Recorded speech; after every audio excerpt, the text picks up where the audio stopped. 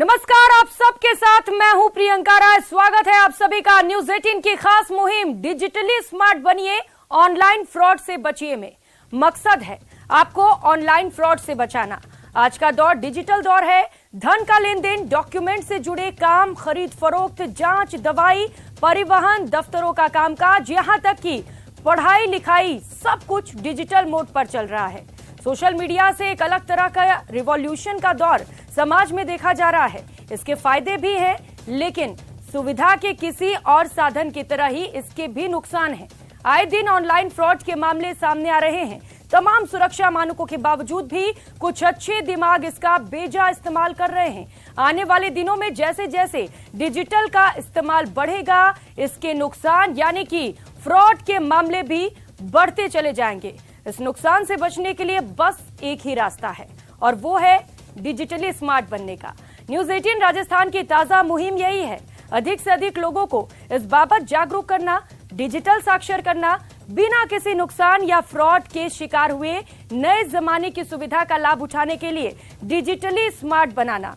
तो आइए शुरू करते हैं आपके लिए हमारी मुहिम डिजिटली स्मार्ट बनिए ऑनलाइन फ्रॉड से बचिए की।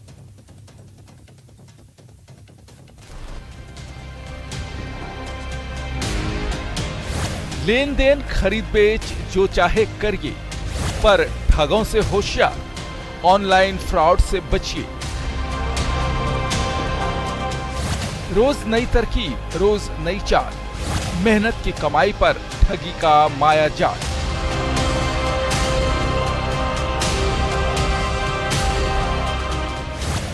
डिजिटल है जमाना, डिजिटली स्मार्ट बनिए। समझनी है माया तो न्यूज 18 की मुहिम से जुड़िए।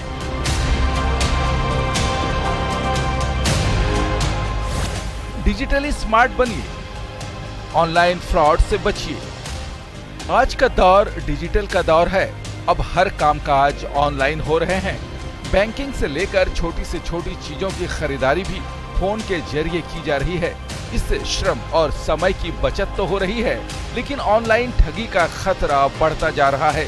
साइबर हैकर्स लगातार नए नए तरीकों से ठगी का जाल बिछाने में लगे हैं। ऑनलाइन फ्रॉड के लिए ठगों ने कई तरीके इजाद कर लिए हैं। ऐसे में दूर बैठे इन साइबर ठगों के झांसे में आने पर आपकी जरा सी गलती, लापरवाही आपके लिए मुश्किलों का सबब बन सकती है। जरा सी चूक और एक झटके में आपका अकाउंट खाली हो सकता है। ऐसे में ऑनलाइन बैंकिंग हो या फिर ऑनलाइन खरीदारी, आपको बेहद सावधानी बरतने की जरूरत है। न्यूज 18 ने इसके लिए खास मुहिम चलाई है, जो आपको ऑनलाइन ठगी से बचाने में मददगार साबित होगी। ऑनलाइन ठगी से बचने के लिए ये जानना जरूरी है कि आखिर किन तरीकों से ठग आपको अपना शिकार बनाते हैं। जिसमें कि वो कहते हैं कि आपका एटीएम कार्ड ब्लॉक हो गया, आपका अकाउंट ब्लॉक हो गया, आप इमीडिएटली इस लिंक पे क्लिक करिए। और आप क्लिक करते हैं तो उसमें से पता चलता है कि आपके पैसे निकल गए। या फिर वो कई बार ये करेंगे, आपके अकाउंट में 10,000 रुपए डाल देंगे, आपको मेरे गलती से आपके अकाउंट में 10,000 रुपए हमारे चले गए, प्लीज आप वापस दे दीजिए। आपको लगता है बहुत जेन्युइन सी बात कर रहा है। वो आपको एक कोड भेजते हैं स्कैन करने के लिए, यूपीआई टाइप का, और आप जैसे उसको स्कैन करते हैं तो 10,000 के बजाय जितना भी आपके अकाउंट में पैसा होता है वो उनको ट्रांसफर हो जाता है। साइबर ठग आम आदमी में जागरूकता के अभाव का फायदा उठाते हैं। इसके अलावा कुछ हद तक आम आदमी का लालच भी ऑनलाइन ठगी के लिए जिम्मेदार होता है। देखते हैं कैसे साइबर ठग आम आदमी को फंसाते हैं। बहुत सारे वेबसाइट क्रिएट करते हैं और उसमें ऐड देते हैं कि हम आपको नौकरी देंगे, और नौकरी के नाम पे जो लोग भी संपर्क करते हैं, चाहे वो गार्ड की नौकरी हो, घरेलू सहायक की नौकरी हो, क्लर्क की नौकरी हो, उसके लोग संपर्क करते हैं। उनसे वो लोग उनके डॉक्यूमेंट्स ले लेते हैं, उनके नाम पर बैंक अकाउंट्स खुलवा लेते हैं, ये कहते हुए कि आपके लिए सैलरी अकाउंट हमें खोलना है। और इस प्रकार से काफी बड़ी संख्या में बैंक अकाउंट्स की डिटेल जमा कर लेते हैं। उस बैंक अकाउंट को खुलवाते वक्त उसमें मोबाइल नंबर अपना डाल देते हैं फॉर्म में, जिससे कि डेबिट कार्ड उनके पास आ जाता है और उसको फिर वो लोग आगे साइबर फ्रॉड में यूज करते हैं। ऑनलाइन ठगी से बचने के लिए सावधानी और अवेयरनेस बेहद जरूरी है। अब किसी के पास में अगर मैसेज आता है कि मुझे 15,000 की जरूरत है, 20,000 की जरूरत है, अगला आदमी ये सोचेगा बस नंबर अलग है बट डीपी मेरी लगी हुई है। तो इससे बचने का तरीका ये है, जब भी कोई रिक्वेस्ट आए इस तरह की, तो अगर वो पर्सन आपके कांटेक्ट में है, आप उसको जानते हैं, सबसे पहले आप उसको कॉल कर कंफर्म करें कि क्या आपने इस तरह की कोई रिक्वेस्ट रेज की है क्या। अगर वो पर्सन सेम होगा तो फिर वो पर्सन अगर वो पर्सन सेम होगा तो फिर वो आपको हाँ बोल देगा। अगर वो कहता है मैंने रिक्वेस्ट रेज नहीं की है तो फिर आप उस नंबर को आप सीधे आप ब्लॉक कर सकते हो, उस पर आप पैसे ना पे करें। हाल ही में पुलिस ने मेवात में बैठी गैंग के 20 से ज्यादा इनामी बदमाशों को गिरफ्तार किया है। इसके अलावा ऑनलाइन ठगी को रोकने के लिए राजस्थान पुलिस की क्राइम ब्रांच अन्य राज्यों के पुलिस के साथ ज्वाइंट ऑपरेशन चलाने वाली है। इसके लिए एडीजी क्राइम दिनेश एमन ने अन्य राज्यों के डीजीपी से बात भी की है। भरतपुर पुलिस का काफी एनालिसिस था, डीआईटी काफी भूमिका थी, एटीएस एसओजी ने उस पर काफी काम किया था। अभी क्राइम ब्रांच ने एक बहुत बड़ी गैंग को पकड़ा था जिसमें कि शुरू में हमें 38 डेबिट कार्ड मिले। उसमें अभी तक हम लोग 15 से ज्यादा अपराधियों को अरेस्ट कर चुके हैं। बेशक पुलिस अपना काम कर रही है, लेकिन ऑनलाइन ठगी रोकने में सबसे बड़ी भूमिका आपकी है। आपकी जागरूकता और सावधानी ही ऑनलाइन ठगों के मंसूबों पर पानी फेर सकती है। विष्णु शर्मा, न्यूज 18 राजस्थान, जयपुर। तो आपने देखा और सुना कि किस तरह से ऑनलाइन फ्रॉड लगातार बढ़ते चले जा रहा है और ऐसे में सबसे ज्यादा जरूरी यह है कि आप सतर्क रहें, आप जागरूक रहें, तभी आप खुद की सुरक्षा रख पाएंगे। और यही मकसद है हमारे इस मुहिम का कि आपको किस तरह से सुरक्षित रखा जाए, अवेयर किया जाए। और इसी पर आज चर्चा भी करेंगे। हमारे साथ कुछ खास मेहमान जुड़े हुए हैं। सबसे पहले परिचय करा देती हूँ, Rahul Prakash DIG crime branch है, वो इस वक्त हमारे साथ जुड़ चुके हैं। राजस्थान पुलिस से है Rajshekhar Rajahariya, cyber security researcher हैं, वो भी इस वक्त हमारे साथ जुड़ चुके हैं। और इसके साथ ही सूरज भान सिंह आमेरा है, बैंकिंग एक्सपर्ट है, वो भी खास मेहमान हमारे साथ इस वक्त जुड़ चुके हैं। बहुत स्वागत आप सभी का न्यूज 18 राजस्थान पर, क्योंकि मकसद खास है, ऐसे में सभी जानकारियां निकालना बेहद जरूरी हो जाता है। डीआईजी साहब, सबसे पहले आज चर्चा की शुरुआत आपके साथ करना चाहूंगी, क्योंकि लगातार आप लोगों की ओर से कोशिशें की जा रही हैं कि फ्रॉड पर लगाम लगाया जाए, लेकिन बावजूद इसके आंकड़े लगातार बढ़ रहे हैं। क्या चुनौतियां आपके सामने, क्या दिक्कतें आती हैं? सबसे पहले तो मैं राजस्थान पुलिस की तरफ से न्यूज 18 को बहुत बहुत धन्यवाद देना चाहूंगा कि आपने साइबर फ्रॉड, बैंकिंग फ्रॉड और इसी का एक बड़ा ही भयानक रूप है सेक्सटॉर्शन, इसके ऊपर आपने अपना ये एक सीरीज शुरू किया है जी। कारण ये है कि बेसिकली जिस गति से ये अपराध बढ़ रहा है उसके लिए न तो हमारा इंफ्रास्ट्रक्चर अभी तैयार है और न ही लोगों में उस स्तर की जागरूकता है। जितनी तेजी से डिजिटलीकरण हुआ है हमारे समाज का, हमारे देश का, कि लगभग हमारे जीवन के जो हमारा आर्थिक पक्ष है, सामाजिक पक्ष है, सांस्कृतिक पक्ष है, निजी पक्ष है, सब कुछ आप देखिए तो मोबाइल के ऊपर, फेसबुक के ऊपर, सोशल मीडिया के ऊपर हमारा है। हाँ। और हमें उसके बारे में पर्याप्त जानकारी नहीं है कि इसको हैंडल कैसे करना है, इसके खतरे क्या हैं। क्योंकि हाँ। तो बहुत बड़ा कारण ये भी है कि ये इस तेजी से अपराध बढ़ रहा है। हाँ। और अगर आप केवल इसके जो एफआईआर हो रहे हैं उसके आंकड़ों का अगर आप विश्लेषण करेंगे तो वो तो टिप ऑफ द आइसबर्ग है, उससे आप इसके स्वरूप को नहीं समझ पाएंगे। लेकिन अगर आप कंप्लेंट के अंदर जाएंगे, जो कि शायद दर्ज नहीं हो पाते किन्हीं कारणों से या लोग कराना नहीं चाहते कई बार, तो आपको पता चलेगा समस्या कितनी बड़ी है, कितनी विकराल है। अब इसमें जो दिक्कत आती है मैं आपको बता रहा हूं। एक तो सबसे बड़ी बात है कि जब ये व्यक्ति के साथ ये फ्रॉड हो रहा होता है तो उसमें कहीं ना कहीं पूरे फ्रॉड के अंदर कई बार एक लालच का भी फैक्टर होता है। आपको कोई चीज जो OLX के ऊपर या किसी भी वेबसाइट के ऊपर बेचने का ऑफर दिया जाता है तो ठगों के द्वारा वो इतने सस्ते में आपको ऑफर दिया जाता है कि आप उसको वेरीफाई करने से बचते हो। आपको लगता है बड़ा सुनहरा मौका है, मैं फटाफट इसको कर लूं तो मुझे बहुत फायदा होगा। इसी तरीके से सेक्सटॉर्शन के मामले जो होते हैं उसमें बड़ा ही एक निजी और अंतरंग बातचीत के द्वारा आपसे संपर्क स्थापित किया जाता है, तो आपको लगता है कि यार ये चीज और किसी को नहीं बतानी है। तो एक तो ये बहुत बड़ा फैक्टर है जिसके कारण कि साइबर क्रिमिनल्स को के ऊपर नकेल कसने में दिक्कत आती है। दूसरा बहुत बड़ा कारण ये है कि आप साइबर क्राइम के लिए आपको फिजिकली किसी जगह पे जाने की जरूरत नहीं है। आप अफ्रीका में बैठ करके इंडिया में क्राइम कर सकते हो, अमेरिका में बैठ करके इंडिया में क्राइम कर सकते हो, झारखंड में बैठ करके राजस्थान में कर सकते हो, राजस्थान में बैठ करके तमिलनाडु में कर सकते हो। तो एक जो ये डिस्टेंस है ये उसके अन्वेषण अनुसंधान में भी बहुत दिक्कतें पैदा करता है और फिर मुलजिमों को पकड़ने में बहुत दिक्कतें आती हैं। और सारा का सारा इसमें जो अपराध है वो फेसलेस है। इसमें न तो अपराधी के सही नंबर आपके पास होते हैं, अगर आप जाओगे सिम आपको फर्जी मिलेगी, आपको बैंक अकाउंट फर्जी मिलेगा, नाम फर्जी मिलेगा, फोटो फर्जी मिलेगा। तो इस कारण से भी जो फेसलेस तरीके का क्राइम है ये भी एक बहुत बड़ी चुनौती है पुलिस के लिए। तो जो सबसे बड़ा जो काम आप कर रहे हैं, और मैं आपको फिर से दोबारा धन्यवाद दे रहा हूं कि सबसे बड़ा जो हथियार है वो है जागरूकता, और इस जागरूकता को हम जितना ज्यादा बढ़ाएंगे उतना ज्यादा सुरक्षित रहेंगे। बिल्कुल राहुल सर, बहुत शुक्रिया आपका। और इसके साथ ही क्योंकि आपने कई सारी चुनौतियां बताई हैं, राजशेखर जी भी हमारे साथ हैं, क्राइम एक्सपर्ट हैं, वो जानते हैं बखूबी कि जो चुनौतियां हैं उनसे कैसे सामना पाया जाए, क्योंकि चुनौतियां काफी सारी हैं। सर, क्या उपाय हैं लोगों के पास, कैसे खुद को सुरक्षित रखें, क्योंकि नए नए तरीके अपना रहे हैं ये सारे फ्रॉडर्स? जी, चुनौतियां हमारे सामने बहुत है, लेकिन जैसे जैसे हम लोग पुलिस या फिर गवर्नमेंट जितनी स्मार्ट बनती जाती है, क्रिमिनल भी उससे 2 कदम आगे ही चलता रहता है।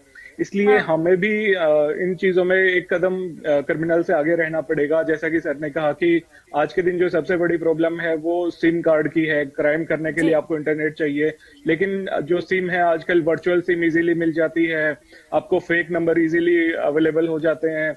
अब देखें तो पहले इंटरनेशनल नंबर से आते थे, कॉल आते थे, अभी रिसेंटली व्हाट्सएप के ऊपर मिस कॉल कर करके लोगों ने काफी फ्रॉड किए यहाँ पे।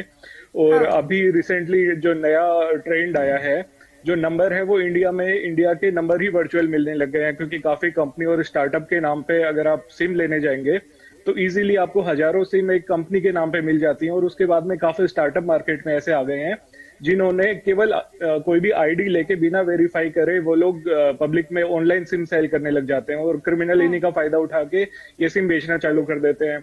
लेकिन अगर लोगों में जागरूकता आती है तो गवर्नमेंट ने भी काफी पोर्टल स्टार्ट करे हैं। जैसे पिछली साल गवर्नमेंट ने एक टैफकॉप करके एक पोर्टल स्टार्ट किया था, जहां पे आप जाके अपना नंबर डालेंगे, नंबर डालने के बाद आपको ओटीपी मिलेगा, और जैसे ही आप लॉगिन करेंगे तो आप इजीली पता कर सकते हैं कि आपके नाम पे कितनी सिम अवेलेबल है। क्योंकि बहुत सारे केसेस में कई बार ये भी होता है कि आपके नाम पे कोई सिम निकली हुई है और क्रिमिनल उसका यूज कर रहा हो और आपको पता भी नहीं, और पुलिस सीधे आपके यहाँ पे आ जाती है। और अब तो गवर्नमेंट ने क्या किया, इसको और भी इजी करने के लिए जो टैफको पोर्टल है उसको नया नाम दे दिया संचार साथी करके। कोई भी इजीली sanchar-sathi.gov.in पे जाके चेक कर सकता है कि आपके नाम पे कितनी सिम है और कौन कौन यूज कर रहा है। और अगर कोई एक्स्ट्रा सिम आपके नाम पे है तो आप इजीली उसको ब्लॉक करवा सकते हैं।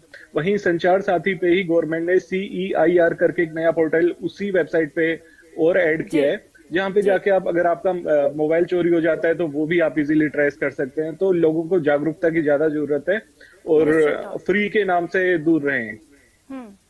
बहुत अच्छी जानकारी दी आपने, जिससे कि लोग खुद को सुरक्षित रख सकते हैं, क्योंकि कुछ लोग फंस जाते हैं, नए नए तरीके अपनाए जाते हैं उनकी ओर से, और ऐसे में लोग जो मासूम होते हैं उनकी गाढ़ी कमाई ऐसे ही चली जाती है। सूरज भान सिंह जी लगातार हमारे साथ जुड़े हुए हैं, बैंकिंग एक्सपर्ट हैं। सूरज भान जी, क्योंकि बैंकिंग से जुड़े कई सारे फ्रॉड सामने आ रहे हैं, तो अब क्योंकि लोग डिजिटली पेमेंट भी करते हैं, ऐसे में बड़े आसानी से फ्रॉड किया जा रहा है। जरा बताइएगा कि कैसे इससे खुद को सुरक्षित रखा जाए। पुलिस अन्वेषण और अनुसंधान की जो तकनीकी खामियां और साइबर क्राइम को रोकने में परेशानियां हैं, उस पर डीआईजी साहब ने बहुत विस्तार से प्रकाश डाला जी। और क्या इनके समाधान हो सकते हैं तकनीकी पहलुओं पर राजशेखर जी ने बताया। लेकिन मुख्य रूप से इन साइबर अपराध को या सेक्सुअल अपराध को या अन्य किसी भी प्रकार के अपराध को रोकने के लिए मानव मन की खुद की जागरूकता और समझ सबसे पहले जरूरी है। व्यक्ति जितना अपने आप को लालच से और बिना मेहनत के अर्थोपार्जन की भावना से दूर रखेगा, उतना वो कम से कम जोखिम के अंदर पड़ेगा। लेकिन मोटे मोटे रूप से जो सावधानियां रखने की आवश्यकता है कि व्यक्ति आजकल अपने आप को, अपने पूरे पारिवारिक, सामाजिक और निजी जीवन को सोशल मीडिया पर जो परोस देता है कि वो कहाँ जा रहा है, परिवार के साथ जा रहा है, अकेला जा रहा है, क्या उसका फैमिली फंक्शन है, क्या बर्थडे है, क्या एनिवर्सरी है, मतलब पूरे अपने निजी जीवन को जो सोशल मीडिया पर परोस रहा है, वो भी साइबर क्राइम करने वालों के लिए बहुत सुविधाजनक सामग्री उपयोगी हो जाती है। बिल्कुल, तो सबसे पहले व्यक्ति को अपने आप को, क्राइम हो जाता है उसके बाद बैंकिंग सेक्टर में, क्योंकि आप एक्सपर्ट हैं, क्या सबसे पहले कोशिश बैंक की ओर से की जाती है कि तुरंत इस पर रोक लगाया जा सके? अब बैंकिंग एक्सपर्ट के बैंकिंग रूप से भी तुरंत रोक तो कोई विशेष प्रभावी इसमें उपाय उपलब्ध है नहीं। जिसके साथ फ्रॉड होना होता है उसके साथ फ्रॉड हो जाता है, उसका खाता खाली हो चुका होता है। अब जैसा डीआईजी साहब ने फरमाया कि कोई अपराधी का फेस नहीं होता, अपराधी के लोकल प्रेजेंटेशन नहीं होती, कहां बैठकर कहां से अपराध कर रहा है, फेक मोबाइल नंबर है, फेक सिम है, तो बैंक की भी कोई बहुत ज्यादा इसमें उसके लिए हेल्पफुल नहीं हो पाता। लेकिन लोगों को अपने क्रेडिट कार्ड की जो सीमाएं हैं वो निर्धारित करके रखनी चाहिए कि भाई 5,000 से ज्यादा की या 10,000 से ज्यादा का ट्रांजैक्शन उसके अंदर नहीं हो। वो उस बात से वो सुविधा के रूप में बच सकता है। आजकल परचेजिंग का जो ऑनलाइन घरों पे परचेजिंग की जाती है उसको भी साइबर क्राइम वालों ने एक बहुत बड़े हथियार के रूप में उपयोग किया है, ओटीपी पूछकर। तो वो सावधानी रखने की आवश्यकता है कि कोई भी ऑनलाइन शॉपिंग के रूप में उपलब्ध हो, अवेलेबल हो, तो उसकी जानकारी मांगी जाए, उसका आधार कार्ड पूछा जाए, उससे उसका परिचय लिया जाए, तो उसमें भय, अपराधी में भय पैदा होगा। इस तरह की एक और नई चीज है कि आजकल कहीं भी रेलवे स्टेशन पर, बस स्टैंड पर, एयरपोर्ट पर कहीं भी कोई मोबाइल चार्जिंग के लिए अपने मोबाइल को लगा देता है। बिल्कुल। तो डाटा केबल के द्वारा भी जूसी हाइकिंग जिसे कहते हैं टेक्निकल टर्म में, वो भी एक बड़े रूप में हो रहा है। तो उससे भी लोगों को बचना चाहिए। बिल्कुल सूरज लेकिन भान एक जी, फैशन एक सा हो अहम गया। जानकारी आपने दी, क्योंकि डेटा केबल क्योंकि लोग फोन चार्ज करने के लिए कहीं भी लगा देते हैं, रेलवे स्टेशन पर भी हम देखते हैं, वहां पर कुछ लोग छोड़कर चले जाते हैं और उसका उपयोग किया जाता है। ये मैं भी बताना चाहूंगी लोगों को कि निश्चित तौर पर इससे आपके डेटा भी निकाले जा सकते हैं और ये आपके लिए नुकसानदेह हो सकता है। राहुल जी, क्योंकि सर ने भी बोला इससे पहले कि बहुत सारी ऐसी चीजें होती हैं, चुनौतियां होती हैं, क्योंकि हमें नहीं पता होता है कि अगला कौन है, कहां से एक्सेस कर रहा है, किस तरीके से फ्रॉड किया जा रहा है और कितना बड़ा पैमाना है फ्रॉड का।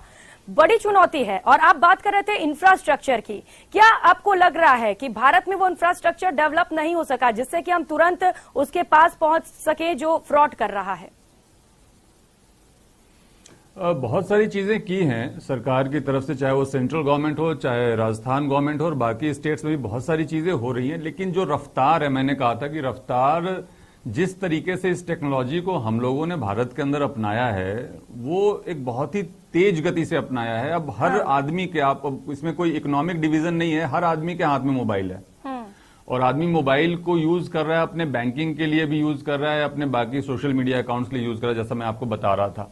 लेकिन जो एक बात अभी बैंक्स के ऊपर हम लोग कर रहे थे, वो मैं यहां पे जरूर एक बार बताना चाहूंगा कि अगर आपके साथ कोई फ्रॉड हो ही जाता है, ठीक है, बहुत सारी चीजें हम कर रहे हैं, पुलिस भी कोशिश कर रही है। राजस्थान में तो अभी हर जिले में एक एक साइबर थाना खोला गया है, एक बार में सारे जिलों में खोला गया है। तो ये दिखाता है कि हम इसको कितनी अर्जेंसी समझ रहे हैं इस बात की, और इसको काउंटर करना चाह रहे हैं, इसके लिए कितना बड़ा प्रयास किया जा रहा है। लेकिन फिर भी मैं ये कह रहा हूं कि अगर आपके साथ बैंकिंग फ्रॉड या साइबर फ्रॉड या सेक्सटॉर्शन हो ही जाता है, तो सबसे पहले 1930 जो 1930 नंबर है, इस पे आपको इंफॉर्मेशन देना है। इस पे आप इंफॉर्मेशन दोगे तो इमीडिएटली जो बैंक जिसमें आपका पैसा गया है आपके अकाउंट से, उसको इन्फॉर्म किया जाता है इसके माध्यम से, और फिर उस पैसे को ब्लॉक कराया जाता है। पिछले साल भी राजस्थान पुलिस ने करोड़ों रुपए ब्लॉक कराए थे, जो कि ठगी हो चुके थे, मतलब ठगी करके दूसरे खाते में जा चुके थे। लेकिन चूंकि टाइमली इंफॉर्मेशन 1930 पे मिल गया था, 1930 पे, उसको ब्लॉक करने में हमें सक्सेस मिला। इस साल भी हम लोगों ने करोड़ों रुपए ब्लॉक कराए हैं। तो एक तो अपने को इन्फॉर्मेशन इमीडिएटली देनी है, और 1930 पे इन्फॉर्मेशन के बाद अपने को रुकना नहीं है। अपन क्या करते हैं कि 1930 पे इन्फॉर्मेशन दे करके उस कंप्लेंट को करा करके वहीं पे रुक जाते हैं। उसके बाद एफआईआर कराना बहुत जरूरी है। एफआईआर के बिना उस पैसे को वापस लाना और उस अपराधी को पकड़ना बहुत मुश्किल होगा, बल्कि नामुमकिन होगा। ये दो चीजें अपने को हमेशा ध्यान रखनी चाहिए। बिल्कुल सर, क्योंकि कीमती समय है आपका और बहुत सारी जानकारियां आप दे रहे हैं, ऐसे में कोशिश कर रहे हैं कि ज्यादा से ज्यादा जानकारी हम दर्शकों तक पहुंचा सके, जिससे कि फ्रॉड के शिकार ना होने पाए। राहुल जी, क्योंकि हम बहुत सारे देखते हैं इंटर स्टेट फ्रॉड सामने आते हैं और इसके साथ साथ देश के साथ साथ दुनिया से भी फ्रॉड किए जाते हैं, ऐसे में किस तरीके से आप टैकल करते हैं इन चीजों को और कैसे एक्शन ली जाती है आपकी ओर से? अभी कुछ दिन पहले तेलंगाना, आंध्र प्रदेश में साइकैप्स करके एक उन लोगों ने शुरू किया है, सॉफ्टवेयर है उनका, जिसमें कि जितने भी एफआईआर दर्ज होते हैं साइबर फ्रॉड से रिलेटेड, उसको मैप के ऊपर प्लॉट कर देते हैं। मैप के ऊपर प्लॉट करने से ये होता है कि वो रेड डॉट्स के रूप में दिख जाता है कि जो जहां से अपराध किया गया है उसकी लोकेशन क्या थी, उस मोबाइल की, उस फोन की लोकेशन क्या थी। तो उससे तो ये पता चल जाता है कि कहां पे मुख्य तौर पे ये साइबर क्रिमिनल्स रह रहे हैं। आप देखेंगे तो जो मेवात इलाका है, चाहे वो भरतपुर का, अलवर, भिवाड़ी और नूह मेवात, हरियाणा का जो पार्ट है, उसमें आपको ये बहुत ज्यादा इसकी डेंसिटी दिखाई देगी। इसी तरीके से झारखंड में जो जामताड़ा के नाम से आप जानते हैं, वहां इसकी डेंसिटी बहुत ज्यादा दिखाई देगी। तो वो एक बहुत बड़ा प्रयास है उसको प्लॉटिंग करने का। उसके साथ राजस्थान ने ये किया है अभी कि हम लोगों ने, हमारे एडीजी एमएन दिनेश सर है, उन्होंने सभी स्टेट्स के डीजी सर को चिट्ठी लिखी है मेल किया हमने कि आपके यहां जितने भी साइबर क्रिमिनल्स जिसने फ्रॉड किया है आपके नागरिकों के साथ, हाँ। और वो रहने वाले मेवात के हैं, अगर हाँ। लोकेशन उन मोबाइल फोन की मेवात में आई तो आप उनके डिटेल्स हमें भेजें और हम आपको पकड़ के देंगे। तो ये एक अभिनव प्रयास हमारे यहां से शुरू किया गया है कि आपके तमिलनाडु, आंध्रा, कर्नाटक, असम जहां पे भी फ्रॉड हो रखा है, अगर मुलजिम हमारे यहाँ के आपने आइडेंटिफाई कर लिए हैं तो हम आपको पकड़ के देंगे। तो वो एक बहुत बड़ी भी एक कार्रवाई चल रही है। उसके अलावा भी एक विशेष अभियान हम लोग साइबर क्रिमिनल्स के खिलाफ शुरू करने वाले हैं अगले महीने के 1 तारीख से, जिसमें कि हमारी कोशिश ये होगी कि साइबर क्रिमिनल्स के एक्चुअली 4 आप देखेंगे तो 4 इनके विभाग हैं। ये बड़ा ही ऑर्गेनाइज्ड क्राइम है। एक इनका जो पार्ट है वो फर्जी सिम इकट्ठा करके लाता है।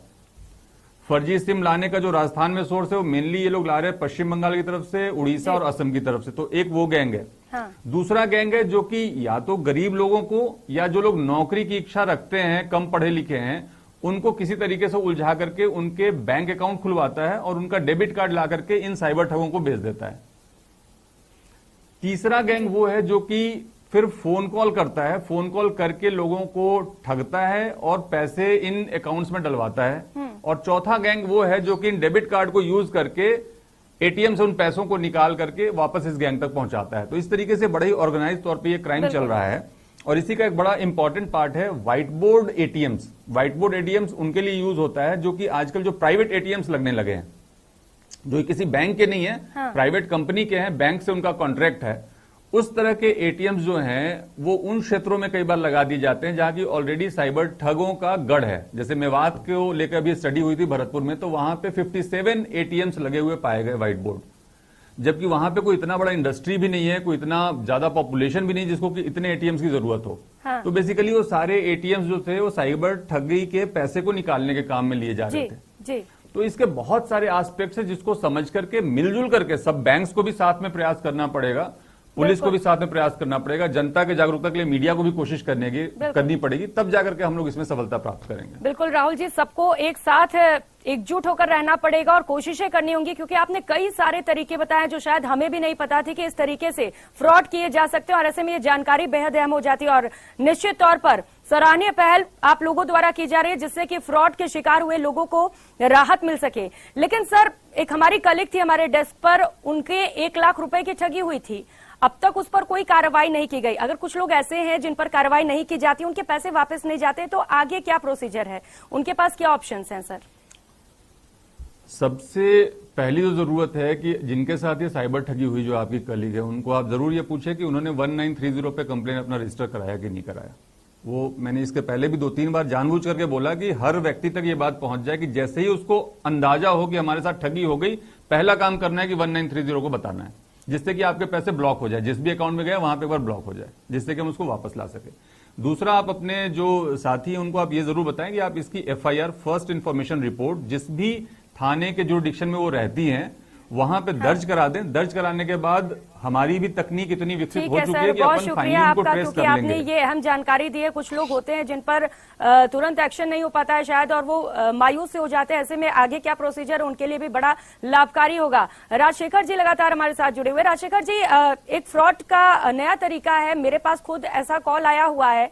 हमारे डिटेल्स वो पूरी तरीके से जानते हैं, हमारे रिश्तेदारों के बारे में भी जानते हैं, और हमसे कहते हैं कि वो कुछ पैसे हमारे अकाउंट में ट्रांसफर कर रहे हैं। ऐसे कैसे फ्रॉड करते हैं वो? क्योंकि हालांकि मैं फंसी नहीं इसमें, लेकिन कैसे बचा जाए इस तरीके के फ्रॉड से, क्योंकि वो पूरे रिश्तेदारों का नाम भी लेते हैं। बड़ा अजीब सा मामला हो जाता है ये। जी देखिए, काफी इंटरनेट पे आजकल वेबसाइट हैं, डार्क वेब पे आप चले जाएंगे तो, और आप काफी बार न्यूज में पढ़ते हैं कि किसी वेबसाइट का डेटा लीक हो गया, कहीं से डेटा मिल गया, या फिर इंटरनेट पे भी डेटा सेल होते हैं। और दूसरी तरफ ये जो नया ट्रेंड आया है, लोग दूसरे को फोन करते हैं, जैसे आपको फोन करेंगे और आपको बोलेंगे कि अच्छा मैडम आपने मुझे पहचाना, अच्छा नहीं पहचाना, वो काफी देर तक आपसे बात करेंगे, आपको आपका नाम लेके बात करेंगे। तो सबसे इजी प्रोसेस तो उनका ट्रू कॉलर हो जाता है। ट्रू कॉलर में नाम सर्च कर लेते हैं कि अच्छा कौन है, फिर उनसे मिलते जुलते नामों से आपको बोलेंगे, फिर बोलेंगे कि मेरा एक फ्रेंड है, उसके मतलब आपको पैसे भेजने हैं, मैं उसको भेज नहीं पा रहा हूँ तो आपको भेज देता हूँ, और उल्टा वो आपके अकाउंट से पैसे निकलवा लेते हैं आपको UPI या पिन भेज के। तो इसका सबसे इजी तरीका बचने का वही, यहाँ भी जागरूकता ही आती है। आप सामने वाले को बोलें कि अगर आप अपना नाम बताना चाहते हैं तो ठीक है, वरना वो फोन काट दें, बेटर होगा। क्योंकि और उसके बाद में ये जो नंबर है इनको आप ब्लॉक करवाएं और 1930 पे इनकी भी कंप्लेंट करें। जितना ज्यादा कंप्लेंट करेंगे लोग, सर बहुत अच्छी जानकारी आप सभी मेहमानों ने दी और निश्चित तौर पर उम्मीद करते हैं कि दर्शकों को भी इससे फायदा पहुंचेगा और फ्रॉड का जो जंजाल बिछाया गया है, जो नेटवर्क है, उससे लोग निजात पा सकेंगे और खुद की सुरक्षा रख सकेंगे। बहुत शुक्रिया आप सभी मेहमानों का हमारे साथ जुड़ने के लिए, अपना कीमती वक्त देने के लिए। राहुल प्रकाश जी आपका भी, और इसके साथ साथ राजशेखर जी और सूरज भान जी भी हमारे साथ जुड़ने के लिए। तो ऑनलाइन फ्रॉड से बचे रहिए, हमारी मुहिम के साथ जुड़िए और खुद की सुरक्षा रखिए। नमस्कार।